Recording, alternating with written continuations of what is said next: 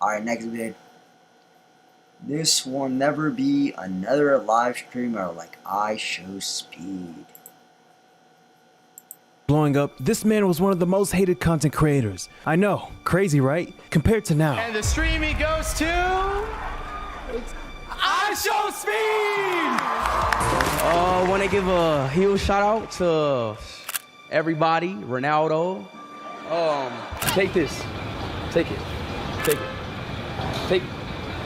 Take this. Seriously. No, take it. No, don't cry. Please. But at one point, this man was a walking controversial merchant. Wait, all right, hold on, wait. All right, but look, though. I got a psychological question, okay? Mm-hmm. Say if we the last two people on Earth and we had to reproduce to make the world continue, would you reproduce with me? No, because that means our kids will have to intertwine. Damn, bruh, that's wild. Speed. Relax here. We don't need to be reproducing with anybody, bruh. And then their kids, no. Who gonna stop me? I will. Who's gonna stop me? I will. If we the last two people on Earth, who gonna stop me? You're not stopping me. If we the last two people on Earth, who gonna stop me? Yeah. Come on. Bro, that's wild. But he is right. Who's gonna stop him? I mean, I'm sure I'm not gonna, cause I'm gonna be dead. Like, what am I gonna do, bro? By doing streams like these, he was at one point one of the most controversial young streamers at the time. But over the years, he has completely switched his image of being seen as this wild, immature kid to being this global phenomenon. How? Well, he became an unlikely hero to many when speaking out about the situation in the Middle East. He's pulling off these crazy stunts like it's nothing. And it comes to the point where if this guy doesn't win a streaming award or gain some kind of recognition, the internet is gonna be on fire. It's at that point now where he made a huge mark on streaming that he's already at legend status. No doubt. The evolution of this man's run needs to be studied. How did I Show Speed go from being known for being controversial to being generally liked by the public and known worldwide? Like, who would have thought that Speed is arguably a better person than Mr. Beast in 2024? It doesn't make sense. And if you don't agree, well, let's understand why there will never ever be a live streamer like I Show Speed. Speed's journey began like that of many aspiring YouTubers. He uploaded his first video on December 21st, 2017, which was a simple gameplay video. Eddie, bro, I seen that video. It was a 2K18 one, bro. It was fire. But wasn't it Speed's first stream looking Fortnite? Yeah, because didn't he stream Fortnite before he started YouTube and stuff? Video without any commentary. As expected, the video didn't gain much attention. He followed up with a second video, which was also just gameplay, and it met with the same response. Recognizing that his initial approach wasn't working, Speed decided to pivot. It was early 2018, and Fortnite was dominating the gaming scene. He jumped on the trend and started posting Fortnite content, hoping to ride the wave off of the game's popularity. However, this didn't work. He then expanded his efforts to Twitch, but once again, it didn't work. You see, but it wasn't until the pandemic hit in 2020 that Speed's journey truly began to take off. With the world in lockdown and people searching for new forms of entertainment, Speed saw an opportunity. He began streaming daily, bringing crazy levels of energy to his broadcasts. It wasn't just about the games anymore. It was just Speed being Speed. You know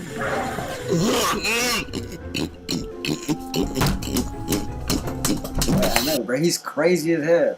That's why people like him, because he's just crazy. It's just like that personality that Speed has that nobody else can replicate. Like, his spedness is what launched him to the top. That's all I gotta say. Speed's streams were a roller coaster of emotions, laughter, rage, and frustration, all played out in real time for his growing audience. By 2021, I Show Speed was no longer just another streamer. His subscriber count skyrocketed from a modest 10,000 to over 4 million in just 1 year, with a peak increase of 1 million subscribers in a mere 6 days. Speed knew how to keep viewers. 1 million subscribers in 6 days. You're actually lying. Bro, I can't even imagine anybody even just hitting 1 million subscribers. But getting that much in 6 days is insane. Viewers engaged. His signature rage moments or his barking became a staple of his brand.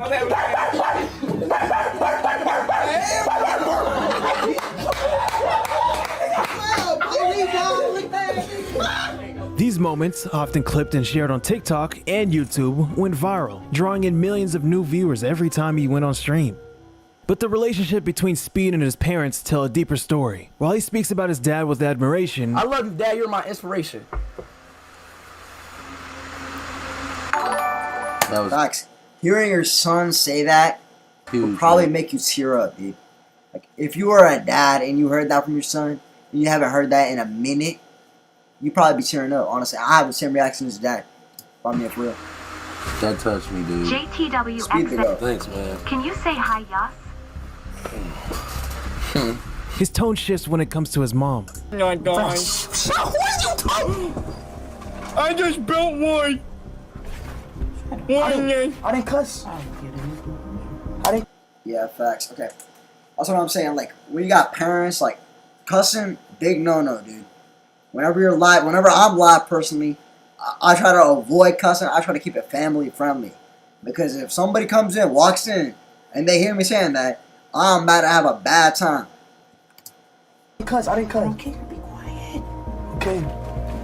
You got yelled at by your mom. He talking bad about me. You need a spanking. You're a bad boy, Speed. Hey.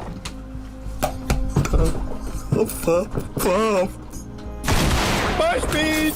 It's clear that the bond with his mother is more complicated, marked by moments of tension and misunderstanding, especially when it came to his streaming career. In his early streams, his mom would make frequent visits into his room because he would go full speed. We don't know the full situation between him and his mom, but this would leave a saddened Speed whenever this happened. Come on.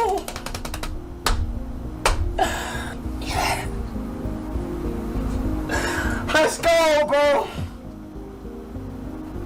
Let's go, bro. So now my mom want to come off the internet now. Nah, no way his mom turned off his internet when he hit 3 mil. That's crazy, though, Lucky. Bro, wouldn't Speed be making money, so can't he just buy his own internet? I'm want to cut off the internet. My mom want to cut off the internet while I'm sitting here on YouTube doing what I love to do. You see how that sound? My mom want to cut off the fucking internet.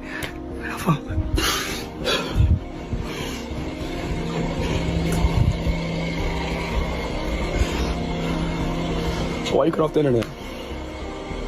Quit cussing. You know why? I asked you to quit cussing, quit cussing. Quit cussing.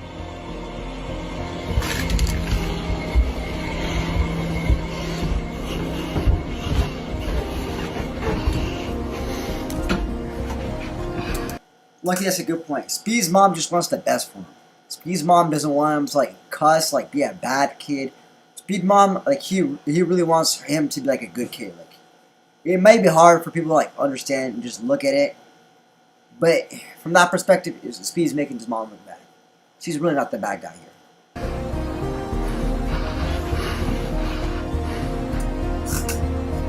Do that make sense? I'm a grown ass man. In my room doing what I love to do. Grown ass man. Helping around. In fact, it went as far as Speed's mom wanting him to quit streaming altogether because of the hate comments she was seeing from her son. Speed and her mom argued, as Speed obviously didn't want to stop something that was building rapidly. Alright, man, so unfortunately, chat, it might seem crazy, but I got kicked out, man. I got kicked out, bro. You know what I'm saying, chat? And then you feel me? Like, hold on, wait, y'all. Like, let me speak on some real shit, though, bro. So basically, y'all, me and my mother got into it, okay? I'm not about to bring it. I'm not to bring the personal info. Now, so you're telling me Speed got kicked out just because he was being loud and just because he didn't want to quit what he loved? That's crazy. Information out on YouTube. I'm no longer in Ohio no more. I'm now, chat, unfortunately, y'all. I'm like... Montre donated $4.99 through Super Chat. We don't care. I'm being dead ass serious, alright, y'all? Like, for real, chat. I'm being dead ass, like, I'm being... Nah, Mantra, you're an L, bro. He just got kicked out, and he may never see his mom because of that. Like, they had a bad relationship, and you're saying, oh, we don't care. Shut up, Mantra. It's super serious, man. Like, dead ass serious, man. I am gone, bro. I am no longer fucking Ohio, man. Unfortunately, I got into it with my mother, and I moved out. I'm actually somewhere. I'm not, you feel me? And I can't... Like, chat, like, I don't even know no more, chat. Like, what the fuck I'm gonna do, bro? Like, real shit, y'all. I mean, a good video starts with a good song. Go to Artlist and get the best music for your video. That's the song. Keep your creativity. I mean, you could argue Speed's mom had a point. This man was at one point setting fireworks in his damn house, trashing his room, breaking things, going full... I mean, that is a good point. If my naughty son decide to freaking set fireworks at my house and blow my house up, I don't know. I might just kick him out. And if he was freaking screaming 24/7 while I was trying to go to sleep, I don't know. Maybe I might just kick this boy out. That's just me.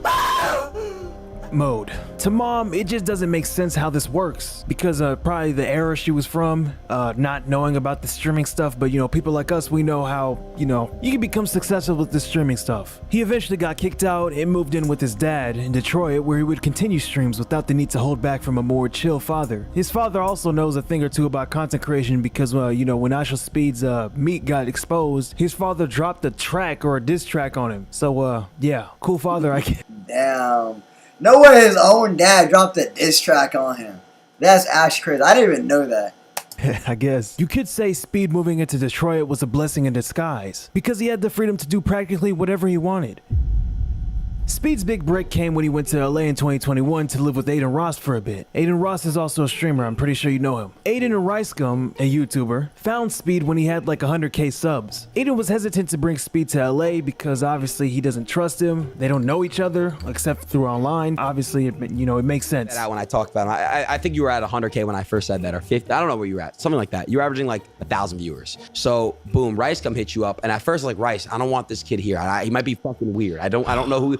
He just screams and barks. I'm very scared. I don't know. First of all, yeah, Rice gonna text me while I was like come out to LA. Like LA. Cause I don't know.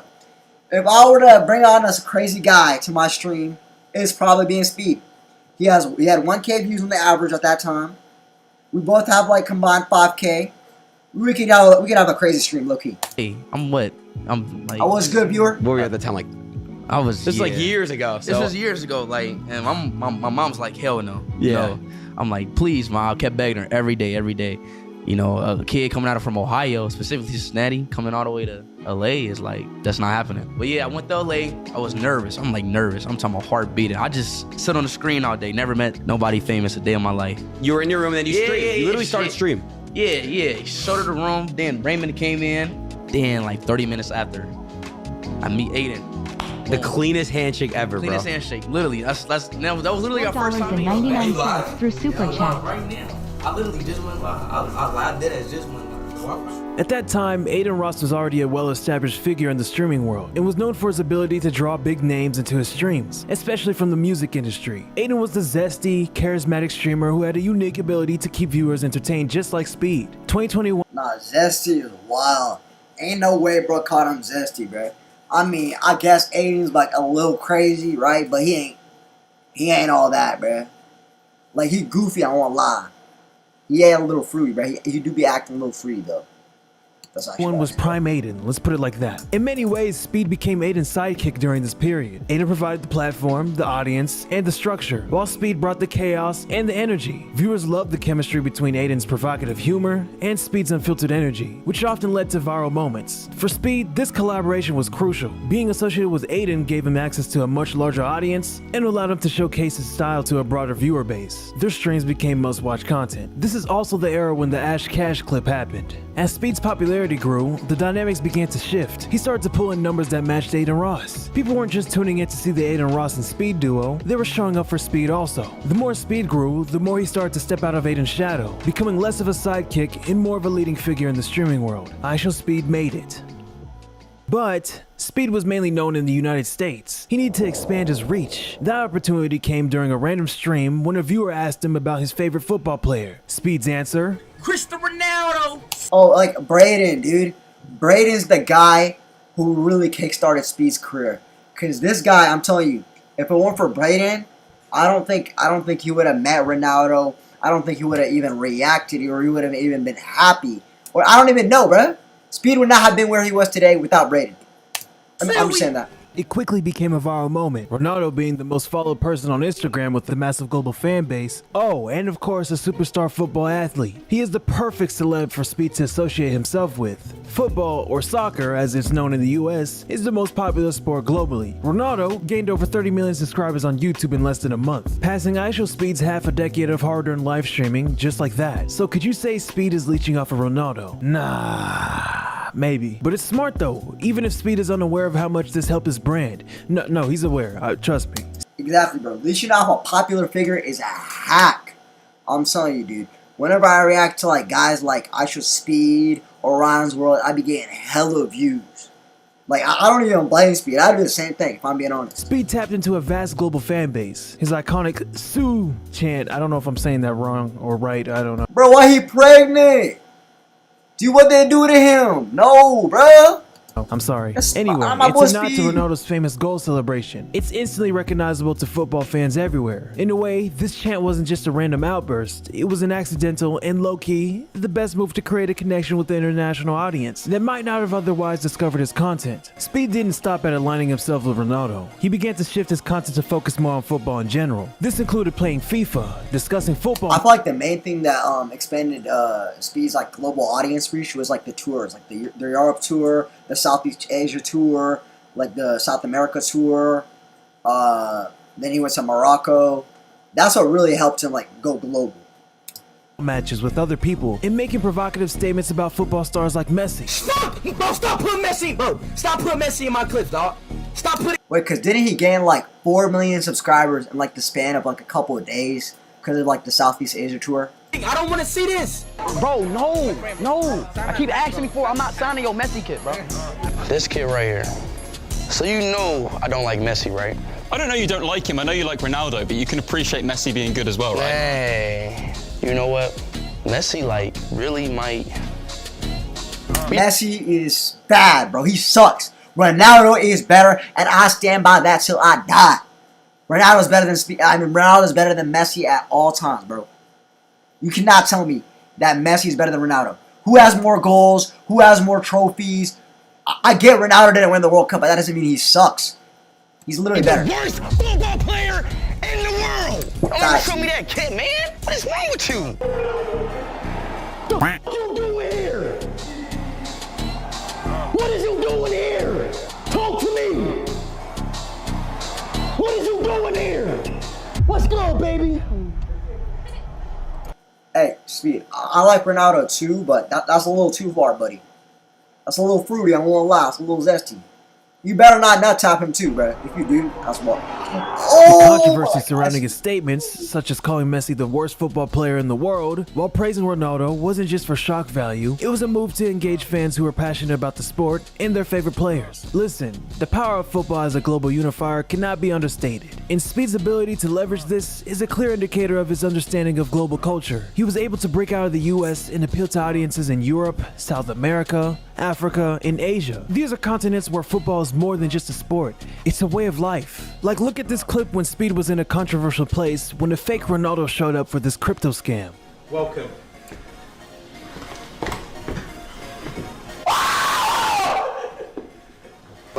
Dude, no way he thought that was Ronaldo. There's actually no way. This dude's gotta be dumb, sped, or being paid off right now. There's no way. No, bro. You think Speed actually thought that was Ronaldo? Or when Speed streamed the World Cup, it was Argentina versus France. Speed wanted France to win, and he didn't want Argentina to win. Simple as that. France lost, Argentina won. Argentina has Messi that Speed quote-unquote hates, and he had to wear an Argentina jersey if they won. It was a bet. So look what happens after revealing the jersey.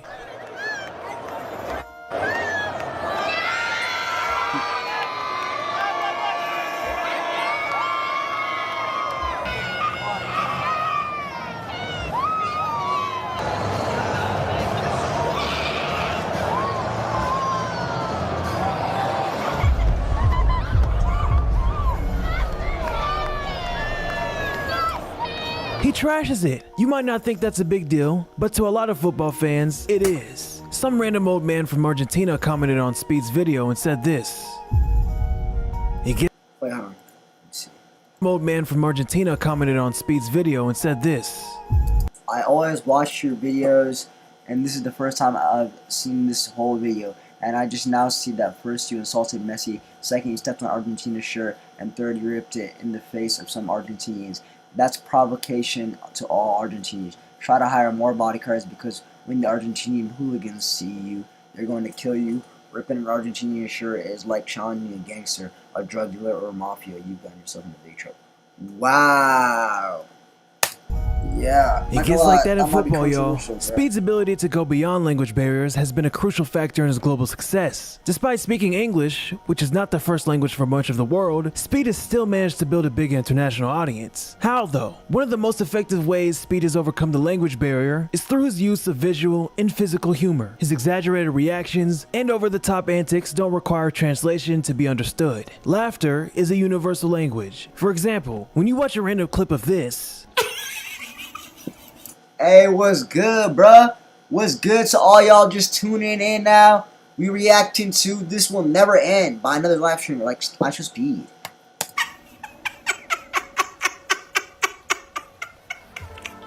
that's funny, right? Maybe, but it's eye candy. This is no different to Speed's content. When he pulls off crazy stunts like this, it's like you gotta watch this, cause ain't no way. One of the Yeah, facts. How did Speed jump over a car twice? And how do you do it on live at the same time, bro? Like, there's actually no way. Because I'm pretty sure Michael Jordan, like, he faked this video of him doing it.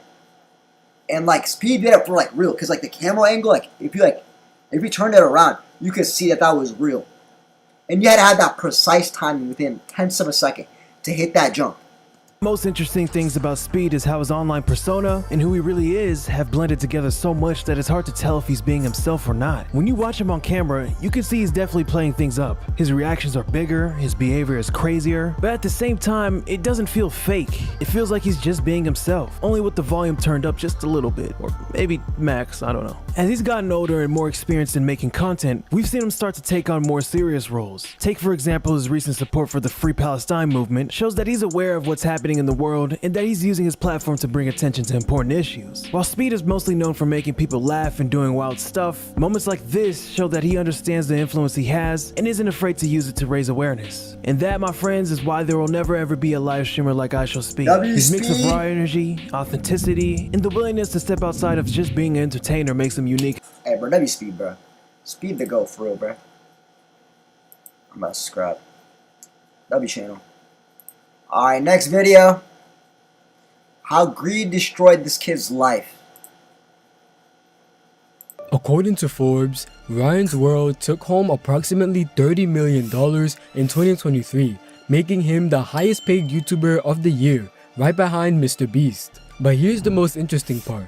Ryan is only 12 years old. That makes him younger than Minecraft, younger than the legal working age at McDonald's, and even... Bruh, 12 years old, bro, I had no childhood, bruh. Like, I'm 15, like, I know I can't be saying that because I'm only like 3 years older than him. But this dude probably didn't even get to see SpongeBob, bruh. I bet this dude said Cocomelon was his favorite show as a child, bruh.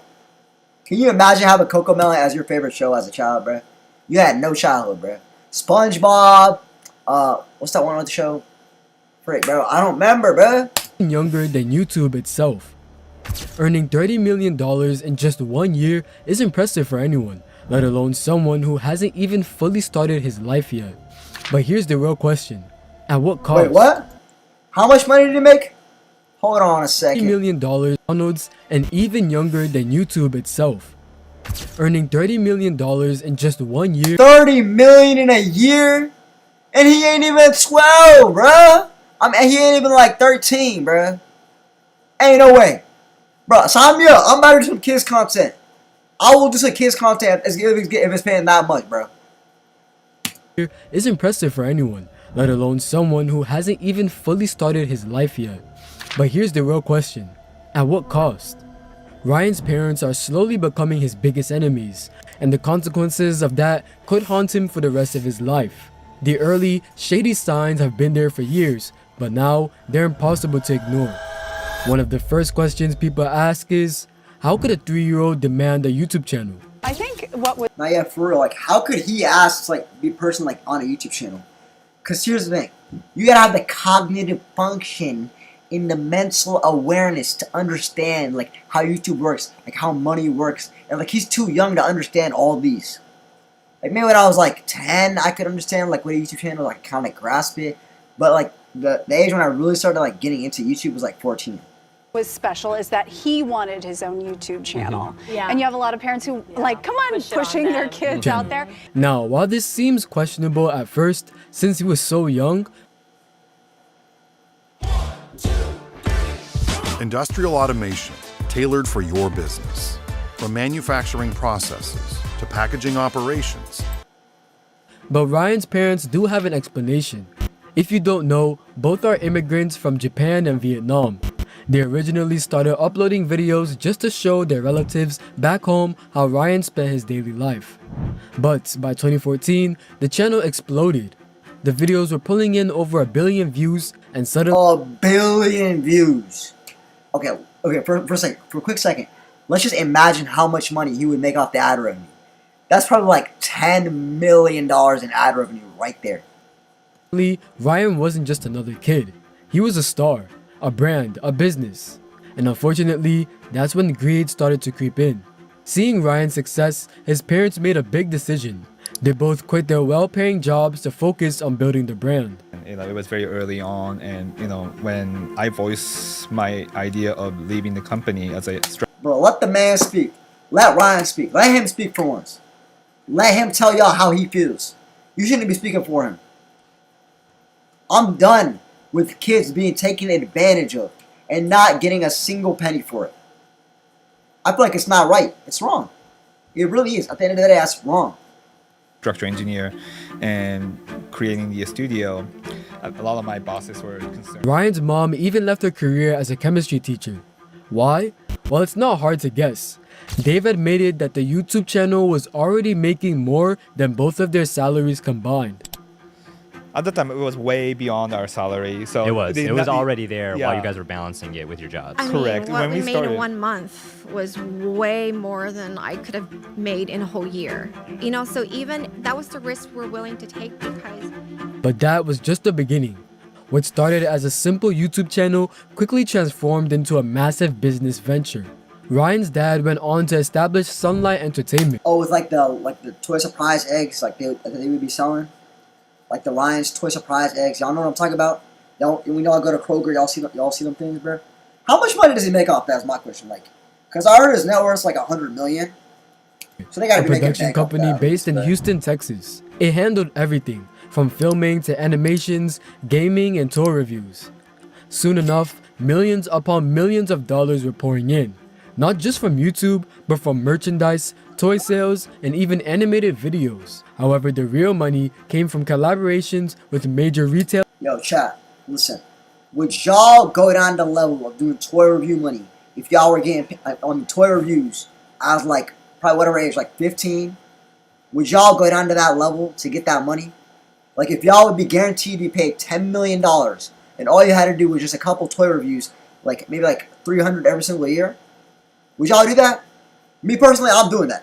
If I'm getting $10 million, I'm set for if I want to go to college. I don't even got to go to college, but, just to learn, might as well go, right? Retailers like Walmart and Target, which started selling exclusive Ryan's World toys. Wait, no way he spelled Target wrong. Wait, hold on. Like Walmart and Target. Bruh, did he purposely spell that wrong? Targets? Really? You couldn't just flip the A and the R, bruh? And it's not Walmart, it's one L, bruh. Which started selling exclusive Ryan's World toys. For instance, this toy is sold only at Target. They also launched an entire line of products featuring a wide range of toys. And don't forget their deals with Lego, Nickelodeon, and Lunchables. But then a major problem hit. You see, the FTC passed an official ban on YouTube ads for kids content, which turned out to be a nightmare for them. FTC, I guess, prohibited the target ads for the made for kids content from YouTube after a certain point. After that was taken out from the kids content, we lost revenue of 70%. On top of that, damn, so they were losing millions of dollars because of a new law passed. YouTube, I get that, but millions of dollars, really? FTC raised another issue: hidden sponsorships. This was something that PewDiePie had brought up years ago. And we even found a Walmart exclusive version too. Ooh, why would any kid give a shit about that? Explain that to me, okay? Why would any kid give a shit about Walmart edition? It doesn't make any sense. And then you get You get The Verge posting he took money for Warner Brothers positive game reviews, even though he didn't. Talk about inadequate disclosure, huh? There are countless videos on Ryan's channel with hidden sponsorships which blatantly violate FTC regulations. But after all these profits, $250 million in merchandise sales, and a net worth of over $100 million, how much more do they really need? Well, yeah, I know, bro. If you have $100 million, are you still really gonna be farming Ryan for money? Is $100 million not enough? Like, y'all type down below. Let me know what y'all think in chat. Is $100 million not enough for you? Do you need more than $100 million or less than $100 million? Cause I feel like I could get by with just $10 million. Question is still a puzzle. According to experts, Ryan's World videos are described as nothing short of an internet hell. The way the toys are marketed and how the videos are put together can create problems for kids. They set up false narratives that kids find enjoyable at their age, leading to issues like low attention spans, attitude problems, and in some cases, even ADHD. The main controversy in recent days is whether Ryan's parents are exploiting him for personal gain. Now, this is troubling if true, but They 100% are. Because most of the time, when kids' channels retire, right? Like, I don't remember that guy. It was like Bloxburg or something. I don't remember, bro. It was Eddie. I don't remember his name, but that guy retired when he was like 10, right? And like he graduated to college like just recently, like 18. Imagine if they still had Ryan up doing YouTube until he was 18. How crazy would that be? let's take a step back and look at this logically. Is Ryan being forced to be in the videos? Is he held at gunpoint to make these videos? Obviously not. But what makes us think this is the noticeable change in Ryan over the years? When Ryan's World first started, Ryan was living the dream life of every kid. Okay, Ryan, are you ready to find the egg surprise? Ready? Go, go, go! Ooh, you found one? Nice. Now though, it seems unnatural, like he's not as interested anymore. Does this mean he's being purely exploited? Or is there something else at play? Maybe I'm wrong. It's because he's getting older, that's why. He's kind of growing out of his kids' content. I feel like if his parents really want him to keep posting content, they should at least switch it up a bit, you know? They should have him like do some like Fortnite game reviews, if y'all know what I'm talking about. Wrong. Let's explore this deeper. Another major concern people have is that Ryan's parents are recording videos of him 24/7 or that he's working all the time. But if you take a look at Ryan's channel now, you'll see that they mostly upload compilations of older videos or feature his sister more often. Ryan himself isn't the sole focus of the channel anymore. There are even videos that are just 2 minutes of voiceover. And when you look at how much Ryan actually works in a week, you'll be surprised. So we minimize Ryan's filming time each week to 30 minutes to 1 hour. Oh, wow. While we're producing that amount of the content. 30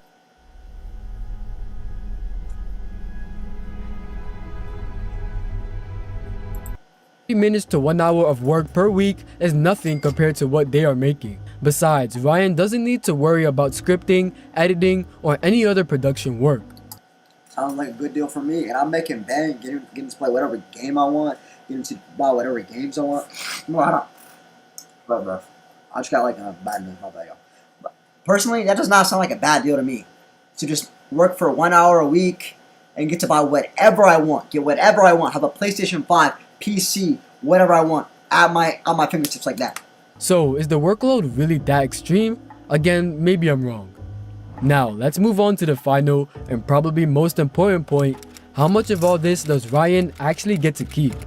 In an interview, Ryan's parents revealed that 100% of the revenue from Ryan's mystery playdate goes into Ryan's account, which he will access as he gets older. Yeah, that's completely right. And you know, if you I feel like low-key, the parents should get to keep like, I'm gonna say 20% of the revenue. And that might seem high, right? But you gotta think, they're doing all the work, all the effort. Ryan's just the base of like the channel and everything, you know? So I feel like he gets to keep 80%, his parents get 20%, so they get 20 million, he gets 80 million. you think about it, 15% is not that much. So Cooking the law is very minimum, right? For kids, we're going up and beyond. For Ryan's Mystery Playdate, we put 100% of the Ryan's talent fee to his Cooking account, and for his trust account too. And we make sure he has a stake of the company. And Ryan also has equity in the companies his parents own. Basically, Ryan is set for life. He won't ever need to work another job. So why do his parents still need him for videos after creating such generational wealth? 999,998, 999,999, 1 million. Morning workout complete. I'm ready, guys. Template, Red Titan. What is this? A Red Titan comic book and blank pages? You know what that means. I have a great idea. I'm gonna write my own comic book. So obviously, I'm gonna need a villain. So my first villain is gonna be Pat Rats. I'm the winner of drawing. Ryan is 12 years old, and the content they upload is still aimed at literal toddlers. It's clear that Ryan's interest has faded. Yeah, like I said, I feel like the demographic needs to change. They need to change the demographic to like 8 to 11, or like at least 11 to 13, right? Because he's getting older. He needs to age with his audience, you know? Like the older people who used to watch Ryan don't watch him anymore. So like that's why his view count's like going down. But here's where opinions differ. Some say that because of his mom's past, she spent time in jail for robbery, and that's why they're using him to keep the cash flow coming. Others argue that as long as Ryan is okay with it, there's no problem, and honestly, it also depends on who you're asking. Ultimately, we'll have to wait until Ryan grows up to see if what happens was fair or not. Let's hear your opinions on W video, bro. Adrox, I hope you do great, bro. Keep it up. Alright, next is the paranormal world of Doomsday Preppers.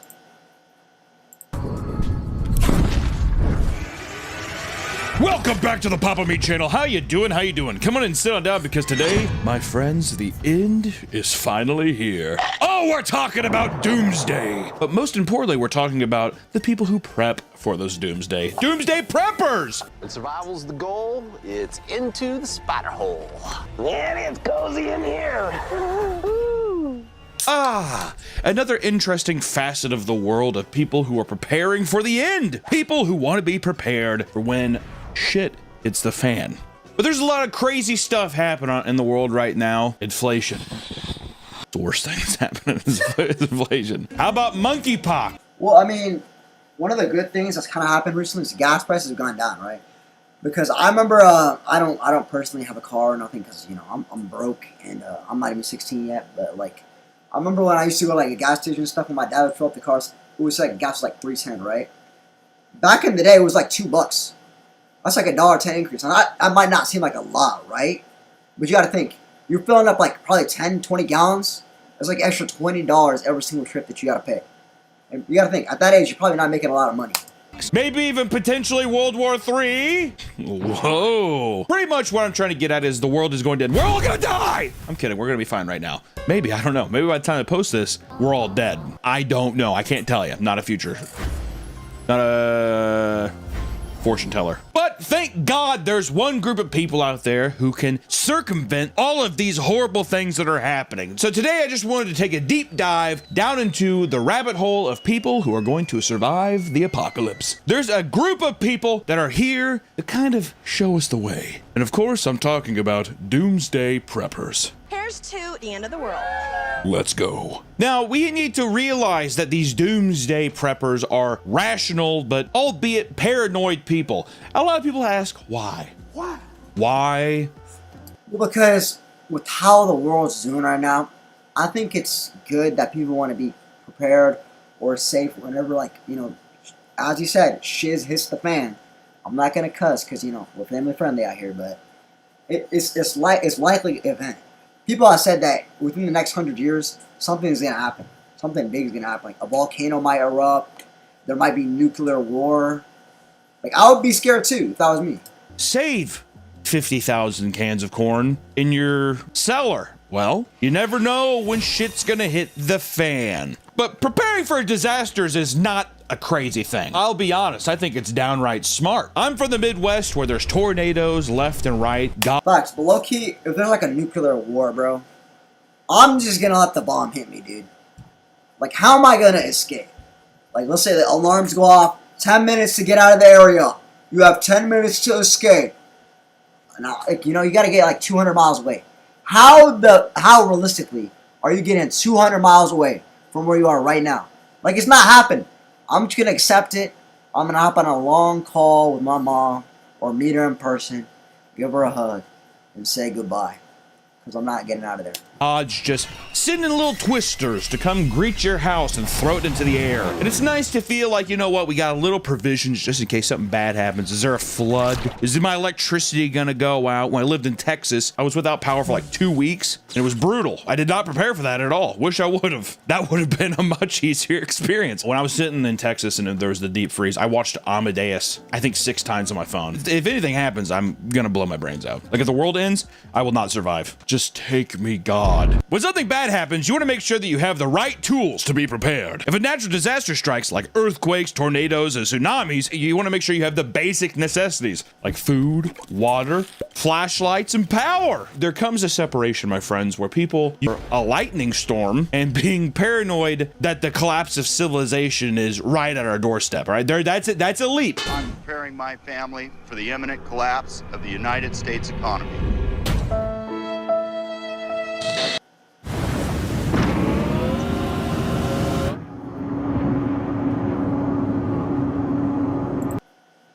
Wait, I want to thank today's sponsor, Gamers! Nah, I'm good, bro.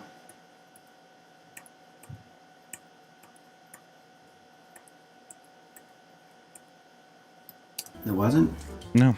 You could say that the Great Depression sparked Americans or people, probably just Americans, to hoard what they have. Who knows? It's mine. Don't touch it. Get away from me. People go through. But here's the thing. The Great Depression kind of happened was because, like, I'm pretty sure it's because a lot of people pulled their stocks out, right? And what happens when people pull their stocks out is the value goes down. And so there was not going to be a lot of jobs. All those jobs, everything went away. Like that. All because people wanted to pull their money out. Through some dicey shit, and all of a sudden, there's no I in team. But that became, they're like, the team. It's all about I. There's me in team. There's me in team? That's true. It's backwards, but it's there. With the threat of a nuclear war looming, people were encouraged by the U.S. government to build fallout shelters and to stockpile supplies in the event of a nuclear. Yo, doesn't Sweden have, like, more than, like, their entire population in, like, fallout shelters because of the World War II? Because during World War II, no. Actually, no, it was during the Cold War. Basically, during the Cold War, what Sweden did, right, is they built, like, a shiz ton of, like, fallout shelters, dude. They have so many that if World War III happens, I'm heading to Sweden. I'm booking a flight to Sweden and saving myself back there. Because they have, like, a freaking underground cities. That's how prepared they are for World War III, dude. Nuclear apocalypse. I love that. I got the U.S. government's just like, everybody, real quick, gather round. In your backyard, we're going to start digging holes. And that's going to stop you from having to worry about a nuclear bomb being dropped in your head. Go have fun, guys. Have you seen the old, like, commercials where it's like, if a nuclear bomb drops, hide under your desk? I love that. But my favorite one was, if there's an active school shooter, we're going to... Bro, what's your desk going to do against a nuke?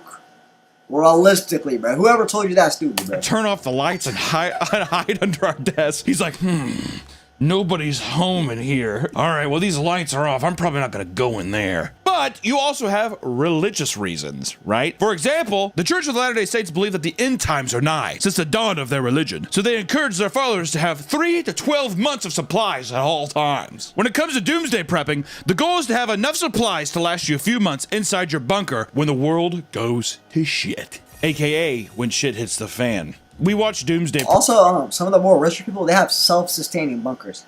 Meaning they can live in there forever. Like for the rest of their life. Because they'll keep getting food, electricity, and power over and over and over again. Preppers the show. We're going to get into that a little bit later. But that when shit hits the fan is going to be, it's part of my everyday vernacular now. I just want to say that. When the hits the fan. When it hits the fan. If it hits the fan. Hey, it's gonna hit the fan sometime.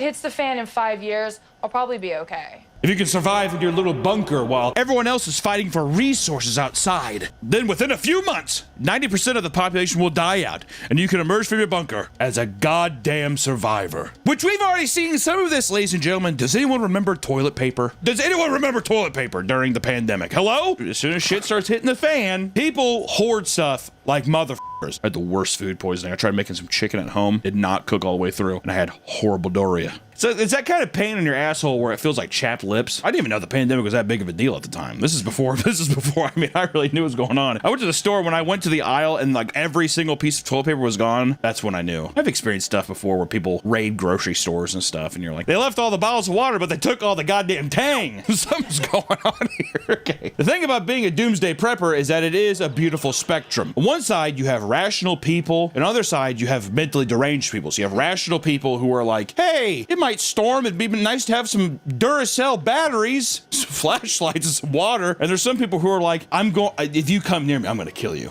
But that's what we're trying to figure out today, dude. I feel like the rational people are looking smart. Because think about it like this. There's always going to be a scenario where something's going to happen. Your power's going to be out. Your internet's going to be out. Well, a lot of things are going to happen. Your water could be gone. There could be none of that surprise. You need to be prepared for the worst case scenario. Dude, which end of the spectrum are you on? So level 1, the toe dippers. Ooh, water's cold. I just ate a pizza. I'm not going to jump in for cramps. These are people who have a case of water, some canned food, and a few rolls of toilet paper. If you went into their house, you'd probably be like, a little extra supplies. They probably go through a lot. I used to go to my friend's house. His mom used to have, I'm not even joking, used to have 150 rolls of toilet paper. She was a little... Have you seen that video of the lady getting hit with the brick in the car? There's a video of a woman getting hit. This guy's driving and a brick falls off a truck and lands in his mother's head. That was her. These people, the toe dippers, usually have an emergency. Loki, how does that happen, bro? That would low-key hurt, dude. If you got hit by a brick, you'd probably be dead. Kit with candles, maybe a flashlight, a first aid supplies, you know, just in case anything happens. It's more so just being like, something bad might happen, but it's an afterthought. But then we get into level 2. And level 2 is where we start getting a little shaky, all right? We call this the paranoid. These are the people who get a little further beyond preparing for your occasional emergency and expect weeks to months long emergencies such as civil unrest and severe natural disasters. Which, let me tell you, Nick, if I was younger, I'd be like, civil unrest, what the f are you talking about? Yeah, the past 4 years, goddamn, hell, I might even be at level 2, dude. I'm a little paranoid. I've experienced so many natural disasters anyways. Texas, the deep freeze, goddamn pipes burst everywhere, flooded the house. Unbelievable. The paranoid also believe that people are going to immediately raid the grocery stores, so you need to have a full stock pantry for you and your family in order to weather this storm. Once again, doesn't seem that paranoid whenever I've seen this firsthand. COVID, toilet paper, all kinds of stuff. So you're never more than 20 feet away from a firearm in this house. One example is a small firearm and a number 10 can of peas. And I remember that because it's my pea shooter. These prepper pantries are rooms or garages in people's homes where they stockpile non-perishable food items and emergency supplies that typically last a few months to even a couple years, which I can't even imagine. We could survive for years. That has to be like your entire garage is just filled with stuff. Even like canned food, like, you know how much canned food, years? Some of the items that these preppers may have include shelf-stable foods like rice, beans, and canned food, water storage containers, solar generators, some basic tools. Not Ryobi, dude. Nick bought I don't know, Apocalypse. How are you really generating energy from solar, bro? Like if there's like a winter, a thunderstorm, a nuclear war. Like you're not getting solar from that, bro. There's clouds covering the air. Like that's not happening. Ryobi stuff for the studio and it pissed me off. Just get DeWalt. Why'd you do it, Nick? That's what they had. They didn't have any DeWalt. You're a liar. A portable stove for cooking, maybe a gun and some ammo, maybe, I doubt it, and tarps, tents, blankets, and sleeping bags. Which honestly, out of this paranoid section, doesn't feel too crazy. Doesn't feel crazy. It's the excess. Well, it's the excess, and it's also immediately jumping to the conclusion that the worst is going to happen. Or prepping as if tomorrow it's going to happen. If the pandemic happened and people did that, I'd be like, well, yeah, I mean, we're in trap. But like right now, if something happened, I don't know. Which I guess it is just hindsight, but to me, I'm just like, why don't you calm down, dude? You need years of perishables? We got enough beans to last us 4 winters. Some preppers in this category also have what is called a bug out bag. These are duffel bags that are packed with essential items that can last 48 to 72 hours and are stored in a safe place. Bug out bag. The bug out bag.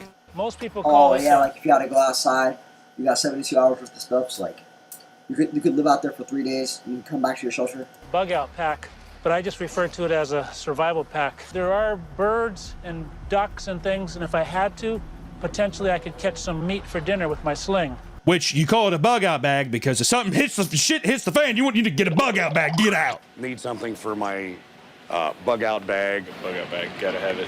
Also, you know what's kind of crazy too? This is also enters that level of paranoia. Think about how often they have to update the bug out bag.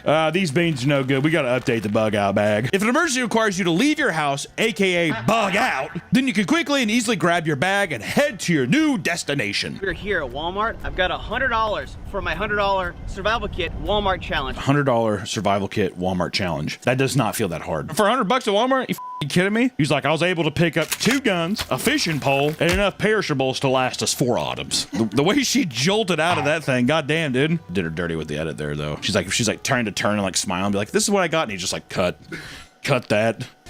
Here's what is new on Parallels Desktop 19. Experience running Windows on Mac like never before.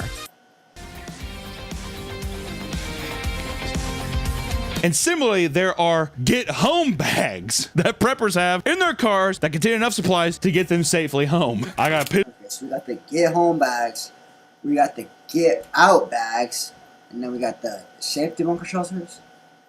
Okay, but how are you getting out if this like freaking zombie apocalypse type esque situation right here? You're not getting out. Realistically, I don't know why you're gonna need a get out bag. Alright. Pistol, a flashlight, and enough Cliff Bars to last me 6 autumns. I'm done with the winters. I'm doing autumns now. The winters I'm not scared about. The autumns is when it gets unruly. Start getting diarrheas. In this category, you also learn basic skills such as CPR, medical training, and even some survival skills. Here's the thing. I just want to say, I know I said that we labeled this level 2 paranoia. It is paranoia. I still don't think this is totally egregious. The problem with these group of people is I bet you they talk about it a lot. Did you just see what happened on the news? And you're just like, oh, goddamn, dude. To me, it's mostly, I already got enough shit going on in my life. Diabetes, got acid reflux, hemorrhoids, back acne. My fingers are starting to get hairy, like my Bulgarian grandpa's. I got ducks dying on me. And then some guys just like, did you just see that they actually just shot off 6 missiles? It's probably coming any day now. But can we just talk about how horrible everything? Please. Oh, I'd love that. Let's do that. Please. Thank you. Yeah, thank God I got my bug out bag, though, and 6 rounds of corn just in case you need to make it through the autumn. Level 2 is probably where I would still be friends with this person, but level 3, this is when I start like, I can't anymore. Which level 3 we have as the survivalist, aka the LARPer.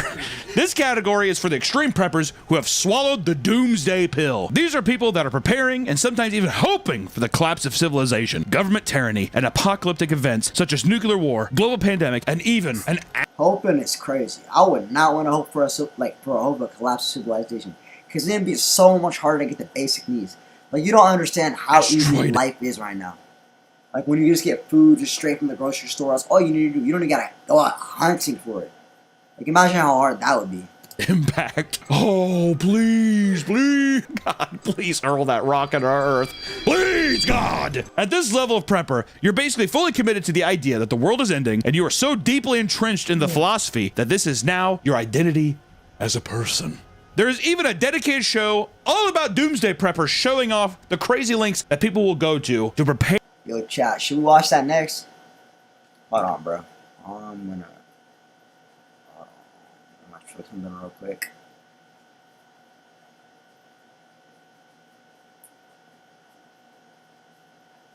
Alright, chat. We're gonna watch the Doomsday Preppers documentary, right? But not on this stream, like next stream, alright? Prepare for this end. That's just the end. You have to get ready. There's no other way but to prepare. If you're gonna survive.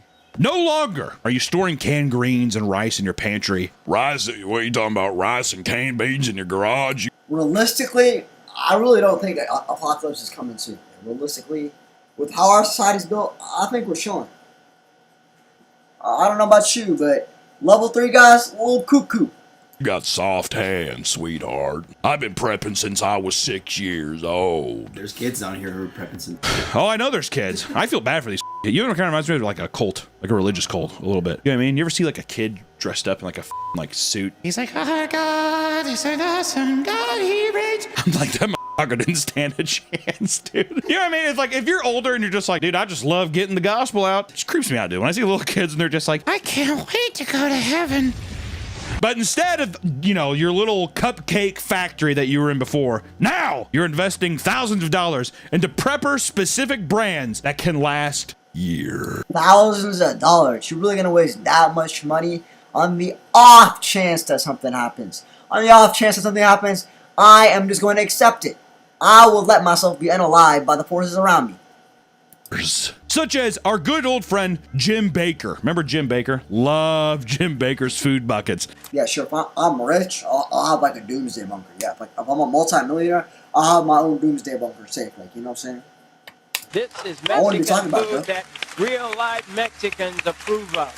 You know, this is not gringo food. This is good food. The Jim Baker food bucket we will buy one day, and I will try some of his soup. $300 in the Jim Baker bucket can get you 144 meals with a guaranteed shelf life of 25 years. If you purchase that bucket and 25 years later you're just like, I didn't even need this thing. Well, I had all these potato soups from Jim Baker, but guess that didn't pan out. For $4,000, you can get the Defender Dozen. We gotta spend $4,000 on the Defender Dozen. You really out here spending $4,000 on food for what, like 800 servings of food? This gives you 2,448 total servings of food for $4,000 up front now. You're getting almost $2,500 servings of food. Does that seem like a lot? Across you and your family. Technically, like for a family of 6. A family of 6? Which, divide that by 6, it's about 400. 400 meals, that lasts you like a year. Not even a year. Like, we're just cut down to 2 a day. That f***ing sucks. You, Jim Baker. Oh, good. And if you're cheap, I feel like realistically, with 400 servings a person, you could probably last like 200 days comfortably, like without like really rationing it. But if you're to like ration it, like extend the supplies, probably like 400 days, yeah. like me, you can buy Costco's emergency food buckets instead. $80 for 150 meals. Dude, Costco always just does it best. $80 for 150 meals? Come on. That's 50 cents a meal, and then it's just like, dude, Jim Baker's deal. I can just stock up on Costco shit. Another popular item among your shelves are MREs, which are meals ready to eat that are used to eat out in fields by the U.S. military personnel. You know, I used to always think of peanut butter was a big thing. A sniper can survive on 2 tablespoons of peanut butter for 16 days. Most MREs suck, so the term rat f***ing was coined in the military because people would open up the pockets and only take out the good shit like desserts or whatever else was in there and just leave the rest. They're like, I'm not even gonna f***ing touch that other shit. Some preppers even have canned dog food in their pantries. Look, I would do the same. I'm not eating the most booty food, bruh. And I'm not eating the trash parts of the worst food ever, bruh. I'm taking the good stuff, and I'm leaving the shizzy stuff right here, bruh. Just to protect the puppers in the event of an apocalypse. It's not for the dogs, it's for them. They're gonna eat the canned dog food? Chicken morsels. And they're... I bet if these guys get desperate enough, they're eating the dogs, bruh. They're about to be like the Haitian boys, they're about to eat them dogs if they get too desperate. They're just really good. Really good. He has Chef Boyardee right here, Nick. I don't even look at that Italian son of a bitch anymore. All I want's pedigree. There's 3 different kinds of meats and carrots in this. Says so right on the can. But eventually this supply will dwindle, so you're gonna have to live off the land. So you better learn how to farm your own crops, kill your own meat, and collect your own water. Else you're f***ed. So what, you got your fancy dog food, your pedigree, but you don't even know how to grow your own crops? If I'm being honest, I'm not remembering to do all that, bro. Just kill me already. End me. End me, zombie apocalypse, man. Good luck, buddy. But let's talk about shelter. People think of doomsday preppers, they think of one thing, and it's doomsday bunkers, dude. Your little straw house that the big bad wolf can blow over isn't big enough for you and your growing supplies, and hell, your growing family. Most preppers have a room or a basement to store their supplies, but if you're a true doomsday prepper, then you have to have your own dedicated underground shelter. If you're like, I'm a doomsday prepper, and it's all in your house, you don't have some shit built underground. You're right, dude. But where are you gonna put all your stuff? These range from concrete domes to fully fledged steel bunkers. And some preppers construct their own. But if you're like me and you can't build your own, then you can get someone to professionally install a bunker right in your backyard. I saw a Reddit post. You can get somebody to professionally install these bunkers for the low cost of $100,000.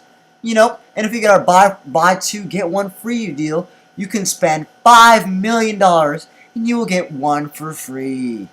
post years ago about a guy making his own bunker and a man cave out of a shipping container. But the problem with the guy making it, he wouldn't have saw the criticism he got on his own post. The thing was basically a death trap. He had no air vents, so he basically was going to suffocate. And the container that he used to store pesticides, so he would have just suffocated and just been poisoned to death. All for a little man cave, which, to be fair, kind of metal. I watched the football games in the rat poison den that I like to watch my games in. Simple bunker can cost anywhere between $20,000 to $80,000. The simple bunker, okay? These are underground structures, typically made of steel, reinforced with concrete, that contain 1 to 2 rooms in order for you to store food, water, and other survival necessities. And there are dozens of companies throughout the world that specialize in doomsday bunkers, like the company Atlas Survival Shelters, who have prefabricated bunkers that they can install in your very own backyard. That'd be a crazy thing, man, in your suburban neighborhood. What's Douglas putting in his backyard?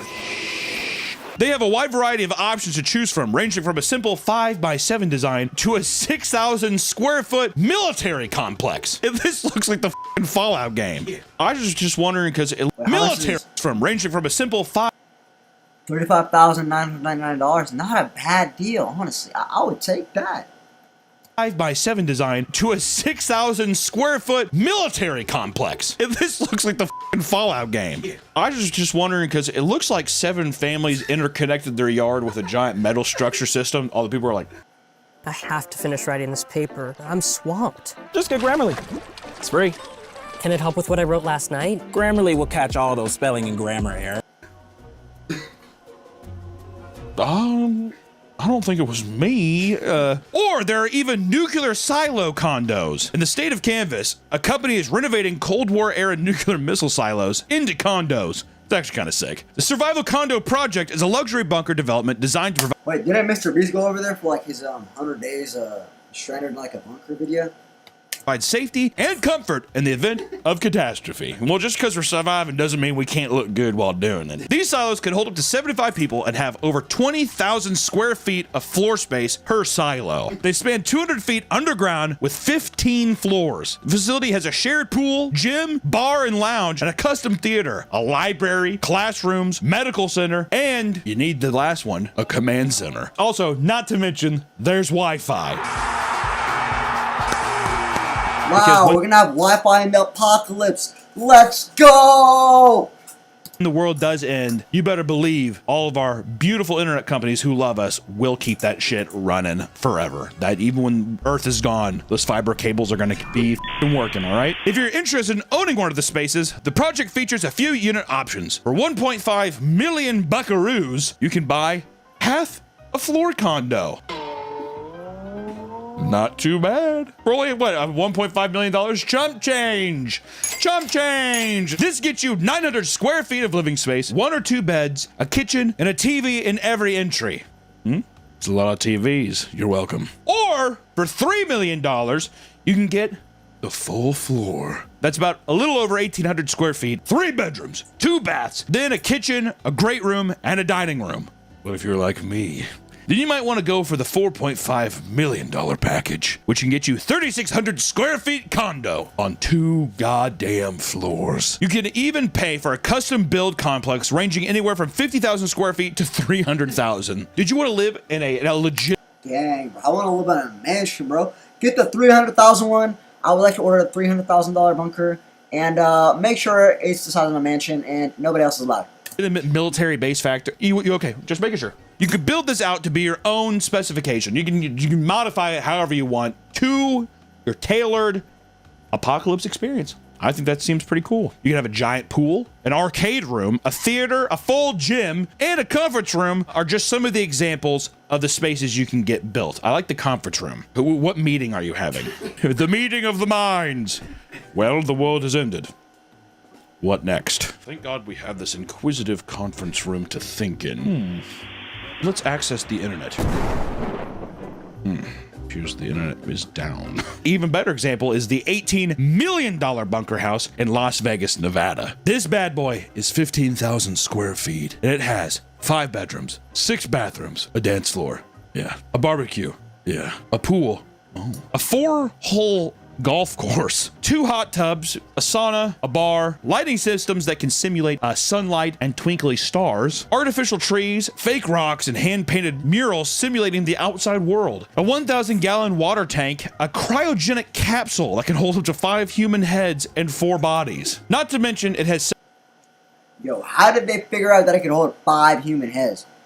Oh, plus didn't Disney also have like a cryogenic thing under his like that one resort, like the Pirate Cove? Like he had his head trapped on it. Y'all know what I'm talking about? Cell phone reception, cable, and internet. Thank God. And you can rent the property out right now for receptions, weddings, and even dance parties. That actually does sound kind of cool. But I will say, seeing pictures of it, the outside scenery thing makes it look like you are being held captive by some murderer. It's like, let me leave. In time. So I feel claustrophobic looking at it. Also, I want to say this. There's like a family where they're like, let's go down the elevator ride. I would not get in that elevator. That would be my fate. Thank God we have the bunker. Can't wait to play some golf. And then the elevator just gets stuck and you're never getting out again. Well, I mean, I feel like Loki, you probably end up dying after 3 days of suffocation. Get my soda. Wow. It's really fast. We're going deep, guys. Don't be fooled by the slowness of the wall. We are now 50 feet down. Sure, we talked about the bunkers and where you stay, but let's talk about defense, because in the apocalypse, and from what video games and movies have told me, it's a dangerous place. You have food and shelter, but no way to defend it. That's why you need to stockpile guns and ammunition and learn how to fight when shit hits the fan. Like Steve H., who's preparing for the United States economy to collapse, which it will. It's going to. Better buckle up. Every Monday, he sets prepping goals for his family. And by the end of the week, everyone in the family has to contribute to the prepping supplies. This isn't fun and games. He also vacuum seals his weapons to make sure no moisture gets in. Good man, Steve. And a good tip from Steve is to place explosives around your property to ensure that no one can break your defenses, because they'll blow. I won't lie, that might be a bad idea. Because I've seen this one cop show where like the kids, like they're running around in a field and like they're in a field of mines. Like one of their friends dies in that mine, right? And the owner, he goes in, he says, I have the map in my head. Let me just go in and let me get y'all out. And he ends up dying. Because he in fact did not know where to go. Go up. Checkmate. Steve often performs drills that simulate what it would be like to have his property invaded. These kids are going to enjoy that. Dude, sometimes you have to make sure the fam is up to date. Sometimes shooting at a car just makes you feel a little better. But you know what? Steve is a pretty sane guy. He glued back his own tooth instead of going to the dentist. Sometimes you gotta drill your teeth in, dude. It's also important to live off the grid and away from society. That way, when the world does end, you're already far away from anyone trying to steal your precious supplies. Like Michael, for example, who fears his land will be targeted in an overpopulated world. He's like, this is the Garden of Eden. All right, and if the world's overpopulated, people are gonna try to come and take my land. Michael created his own alarm system using bird calls. He said he has studied the language of the bird for 2 decades and is now passing on to his children. He can even mimic the bird noises. Take it away, Michael. Whoa! He actually did that. That was actually him. Was that not editing or nothing? There's no way he actually just did that. Has to be relying on guns and prefers to throw axes, which he made his kids practice for 7 years. He also makes them practice martial arts as well, just in case they have to fight any invaders on their land. He also uses a throwing stick, claims that they're just as good as shotguns. Hands in the air! Hands in the air now! What do you do? I have a feeling that girl would have gotten shot in the back of the head right there. I'm almost like, let me see your hand. She like turns around, pop. Michael also gave his son his umbilical cord back once he turned into a man. You're entering a new stage of your life. You're no longer a little kid anymore, turning into a young man. This here is your umbilical. No way he kept that for his son to get on his birthday when he was not a... He's 12. He's a man. Son, just want to give you this back. Oh, what do you do with that? You just put it wherever. And if you got the cash, you can install an incinerator in your bunker as a last-ditch effort for intruders. You can simply push this button right here and eliminate that threat, a torch fire chamber.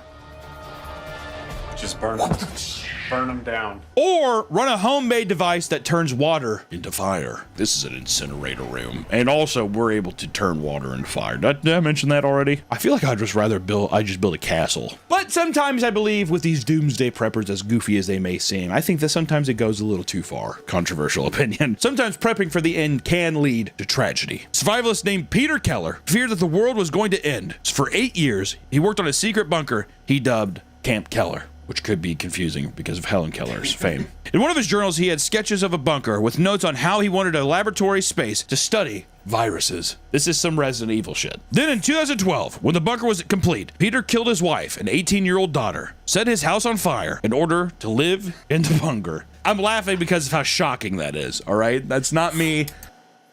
Wow. That's it's a little crazy, I won't lie. I hope Peter gets sent to the cuckoo prison. Laughing at the situation. That's just unhinged. Could you not have just lived in the bunker without doing that? Yeah, Why didn't you just live in the bunker? He was so paranoid of like people finding him that's why he killed his family. So they couldn't even tell him. But then that's what like led people to find him. If he just would have been like, hey, I'm divorcing you, I don't want to see you, the kids anymore, which is also horrible. Not as horrible as murdering them. But after 7 weeks of searching, Peter was found in the bunker dead with a self-inflicted gunshot wound to the head. When he was found dead in the bunker, there were weapons and ammunition, explosive devices, bulletproof vests, 45 pounds of beans, wine-making stuff, and various of other survival essentials. And for years, he would vlog about the construction of the bunker, as well as conspire to kill his family. In one of the videos, he said, is that actual footage of the Peter Keller order? I'm getting to the point where just trying to live and pay bills and live as a civilian, go to work, it just freaks me out. It's actually more comfortable for me to think about living out here robbing banks, pharmacies, and just taking what I want for as long as I can. At least it will be exciting. Think about living out here, robbing banks, pharmacies, just taking what I want. At least it'll be exciting. The Diaries of a Legitimate Madman. A reason we bring this up at the end, I think, is because paranoia can amplify fear. But I think people fantasizing over things can become an obsession. I think a lot of people would get under the impression of like, well, why would you want something horrible to happen? When I don't think that these people want these things to happen. I think that they just believe it is going to happen. And that becomes the fantasy. That is the narrative in their head that repeats over and over and over again. There's nothing wrong with stockpiling beans and corn, or even having something to protect yourself in your house, like a gun or a. Serious thing. Most of these guys end up going too far. Like we saw with Peter Keller, he just killed his wife and like a kid for nothing. They didn't do anything. He couldn't have divorced them because he was scared that they were gonna find out where he lived. They were gonna go out to get him, and they did because he literally killed his kids. Like, bro, maybe don't kill your kids. I don't know. You know, having a flashlight, something that gives you a bit of security. But it's when you amplify these things to such a means that once again, as affects others or affects people around you that, you know, that you love. I mean, it becomes a dastardly, deceptive obsession that just completely overconsumes every other facet of your life, where it's the only thing you think about. That's where I think the paranoia and the doomsday prepping gets a little dicey. If the world ends, I'm sorry to say it, we're probably all fucked. Not me. Not Nick, because he did spend the $1.5 million and has the bunker in his backyard, but that's his story, not mine. I just want to say that trying to be prepared is not a bad thing. I think trying to instill the idea that the world is going to end is also probably not a fictitious thing to say either. I think I'd like to live in an existence where I can do my part now and try to make it a better place for today. That's all I gotta say. Also, I like beans and corn.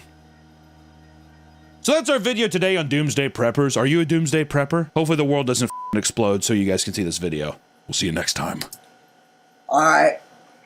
Alright, y'all. I might end stream now. I want to see y'all comments down below. Hold on, bro. Alright, yeah. Should I end stream, y'all? You know, we'll watch Talk to a Podcast. We'll watch an episode of Talk to a Podcast. Talk to a Podcast, bro. Here we go. Yeah, alright. Do you know that Jimmy Carter is set to appear? We'll watch one episode of Talk to a Podcast, then we'll end stream, alright? Alright, y'all. Talk to a Podcast. Here on the Talk to a with Haley Welch. Can someone please tell me who Jimmy Carter is? But get a load of this. Okay, she's gonna bump on that thing. Oh, that's gonna be a new thing. What if Matt Rife came in and asked you to date him? That's my man. That's gonna tap into the daddy issues. Oh Jesus. So what was your messiest breakup like? It's so messy that it's like humiliating. Like the cops were involved.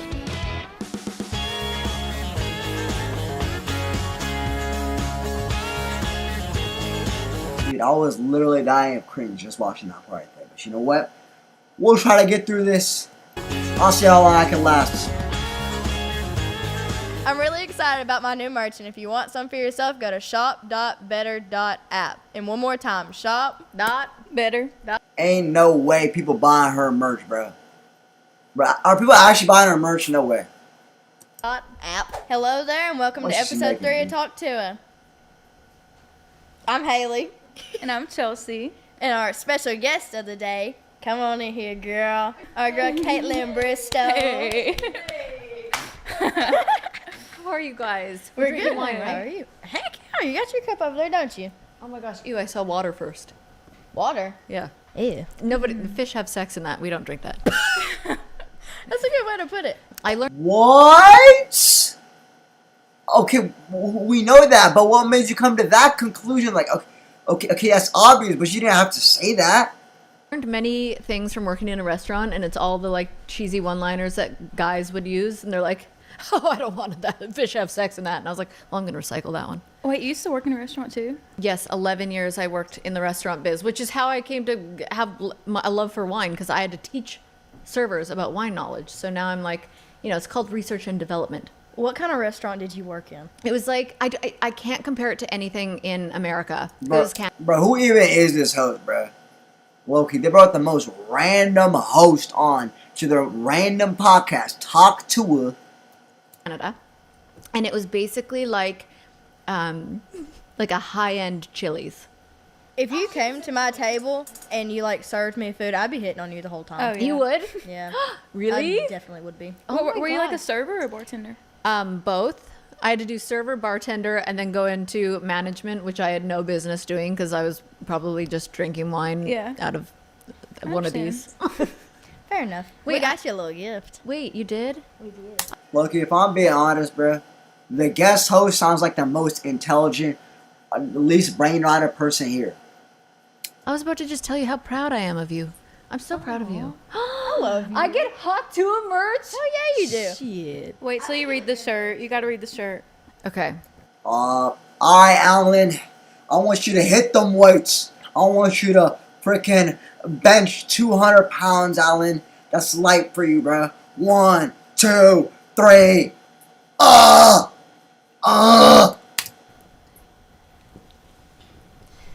I need to talk to a therapist. Also, no way she's promoting her Hawk to a podcast, bruh. I mean, no way she's promoting Hawk merch, bruh.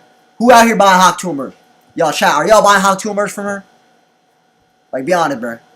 Are y'all really buying Hawk to a merch, bruh? Matter of fact, if this video right here gets like 1,000 views, I'll buy some Hawk to a merch, bruh. I'll cop me some, bruh. Well, I do that quite often, actually. Do you really? Oh my gosh, I've got a thank you. Well, of course. I've got a therapist. I've got a life coach. I've got a spiritual coach. I've got it all. I am locked and loaded with tools, yet still I'm 39 and not married. What does a spiritual coach do? We go through visualizations. We go into our higher self.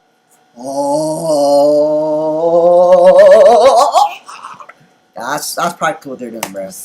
I talk to my inner child. It's quite ridiculous. Talk to your inner child? Yeah. You guys are still kids, though. That's why you can't do it. Yeah, bro, look, I don't know, bro. I'm trying to calm it down a little bit because my parents might show up, and I was just doing the weirdest crap ever. So I'm gonna try to be calm, bro. Oh. Yeah. If I saw my younger self, I'd be like, who the fuck gave you those bangs? Did you really pre-order a hoodie from Hawk to a girl, bro? Really? Lucky, when you get it, give me a review, bro. You need to do a review on that. Thanks, bitch. Bangs are always a bad idea. Yeah. I'm kind of myself. What would you say to your younger self if you could tell her one thing? Yeah, if I could tell my inner child if I could tell you one thing, I would say to her younger self, please do not say Haktua. It'll ruin your life and you'll start a cringy podcast. One thing, I'd be like, make dick jokes. make dick jokes. We need a hat that says that. Yes, because I make those too. I don't know why it's not normalized. Like, there's bigger problems out in the world. Why are you worried about me cracking a doke? Yeah, a dick joke. Yeah, a there doke. you go. You just made a new That's thing. Yeah, that's a new thing now. Doke. That's merch. Put it on a t-shirt. Right now. Yeah, doke. So you like making dick jokes too, don't you? I do. I'm like, I'll never forget. When I was the Bachelorette so many years ago, I'll never forget this guy coming up to me and he said, honestly, I think you're just here to make out with dudes and make fart jokes. And I was like, what does your video sound like? Go to artlist.io and get the best music and sound effects for your videos. This. Fair. I'd be like, who sent you? How do you know that? Bro, ain't no way they're talking about this weird crap, bro. How weird is this podcast? Okay, making it official with Pookie, bro. Okay, let's move on to that. is this Pookie?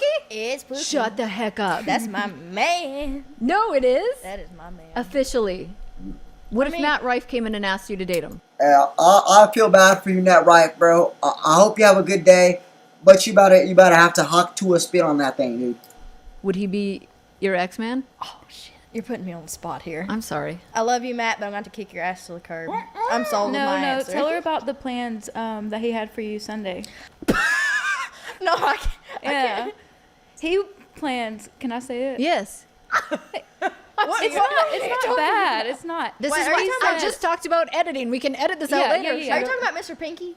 No. Okay, that's what I thought you were but going. you just brought it up. Mr. Pinky? Yeah, that's what I thought you were going with. That sounds like, Chelsea, shut your mouth. No. Honestly, bro, I feel like this is like it's like a forced reaction, like a forced podcast. Like they're not actually trying to talk. Like they're not actually have like that personal connection with their audience. I don't know. Is that just me, y'all? Like, what do y'all think below? Hold on. I'm about to pull up y'all shout logs. Give me a second.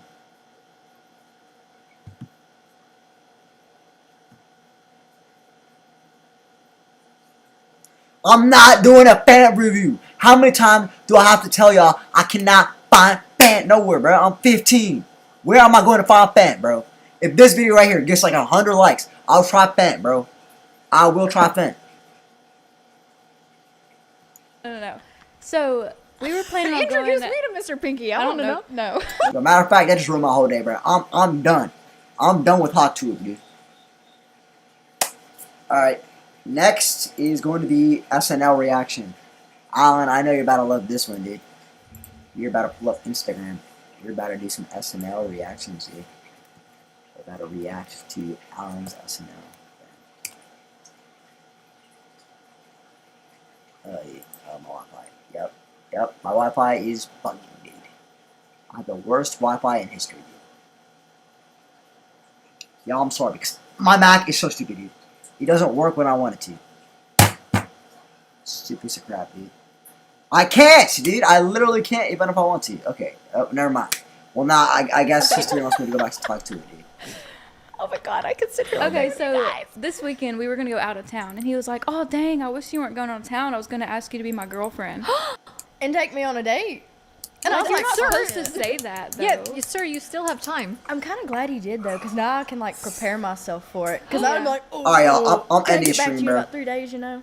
But with Pookie, I have so many questions. But with Pookie, I hope y'all had a you will be good day affectionate? and enjoyed the stream for I know today, you don't like but, affection. you know. It weirds me out. So, I don't 'cause know. not I'm used bored, to bro. it. But you're Talk obsessed to with is not Oh yeah.